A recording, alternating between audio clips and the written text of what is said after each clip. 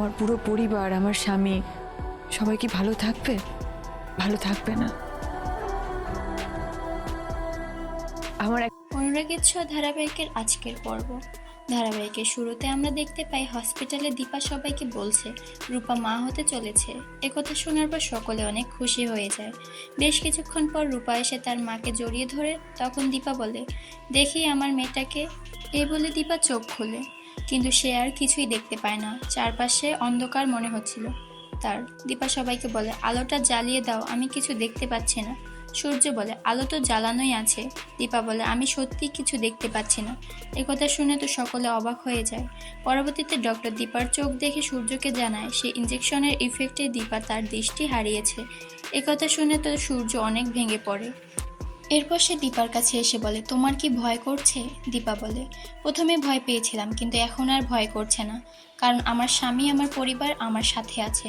পরবর্তী সিনে আমাদের সেনগুপ্ত বাড়ির লোকজনদের দেখানো হয় তারা ডক্টরের সাথে কথা বলছিল। ডক্টর তাদের জানায় দীপা ইঞ্জেকশনের ইফেক্টে তার দৃষ্টিশক্তি হারিয়েছে, কিন্তু ভয়ের কোনো কারণ নেই। তার অপারেশন করা হলে আবার সে দেখতে পারবে, কিন্তু এই অপারেশনের জন্য ঠিকঠাক ডোনার আগে জোগাড় করতে হবে। এরপর ডক্টর পরিবারের সবাইকে বলে, আপনারা সকলে মিলে তার যত্ন নেবেন, খেয়াল রাখবেন, উনি একদম সেরে যাবেন।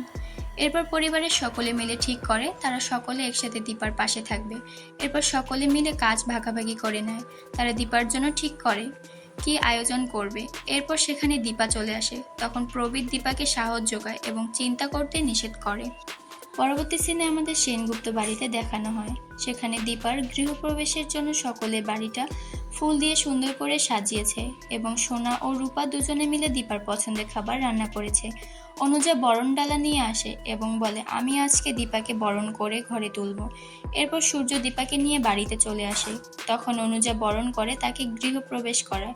এরপর দীপা বাড়িতে ঢুকে সকলের সাথে কথা বলে এবং টেবিলে রাখা ফুলগুলো স্পর্শ করে ও তার নামগুলো বলে। দীপাকে এরকম করে কথা বলতে দেখে সকলে অবাক হয়ে যায় এবং সোনা জিজ্ঞেস করে, মা তুমি কি দেখতে পাচ্ছ?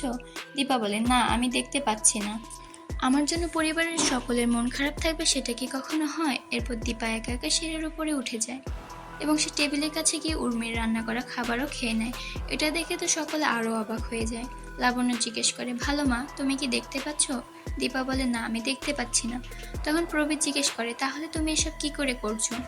দীপা বলে, এইবারে সবকিছু আমার চেনা, কোথায় কি আছে সবকিছু আমি বলতে পারি। প্রথমে একটু ভয় করছিল, কিন্তু পরে আমার মনে হলো আমার কিসের ভয়, আমার পরিবারের সকলে তো আমার কাছে আছে। শেষের সিনে রূপা, উর্মি এবং দীপাকে এসে জড়িয়ে ধরে। দীপা বলে, সবকিছু ঠিক হয়ে যাবে, সে আছে, তাকে আমি দেখতে পারবো না?